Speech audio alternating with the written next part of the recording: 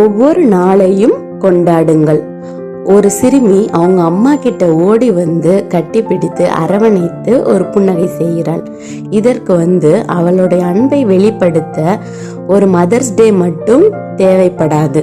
Mother's day அன்னைக்கு மட்டும் அன்பை வெளிப்படுத்த வேண்டும் என்ற அவசியமில்லை. தினமும் ஒரு புன்னகை, ஒரு அரவணைப்பு, ஒரு பாச வெளிப்பாடு அது போதும்.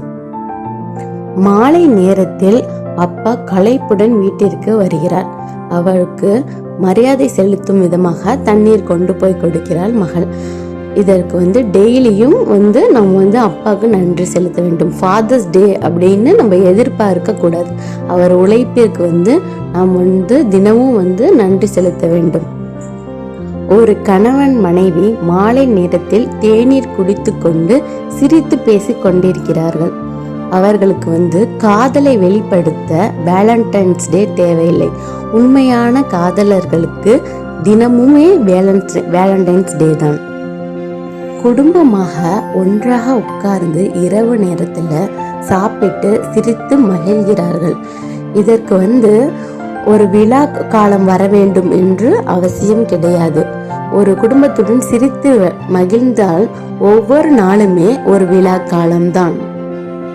ஒரு பெண் சூரிய உதயத்தை பார்த்து சிரிக்கிறாள், மகிழ்கிறாள். அவளுக்கு தினமுமே சூரியன் உதயத்தை பார்க்கலாம், குளிர்ந்த காற்றினை சுவாசிக்கலாம். இப்படி இயற்கையை தினமும் ரசிக்கலாம். பறவையின் குரலை கேட்கலாம். இதற்கு சிறப்பான நேரம், சிறப்பான நிமிடங்கள் என்று இல்லை. அனைத்து நேரங்களிலும் இலவசமாக இது எல்லாருக்கும் பொருத்தமான ஒரு ஒன்றாகும்.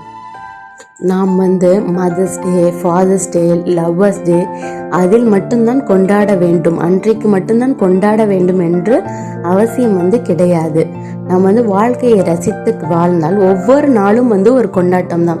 தினைக்குமே நம்மளுக்கு மதர்ஸ் டே தான், தினைக்கும் நம்மளுக்கு ஃபாதர்ஸ் டே தான், தினைக்குமே நம்மளுக்கு வேலண்டைன்ஸ் டே தான். ரசித்து வாழும் பொழுது ஒவ்வொரு தருணங்களையும் ரசித்து வாழுங்கள். பிடித்திருந்தா லைக் பண்ணுங்க.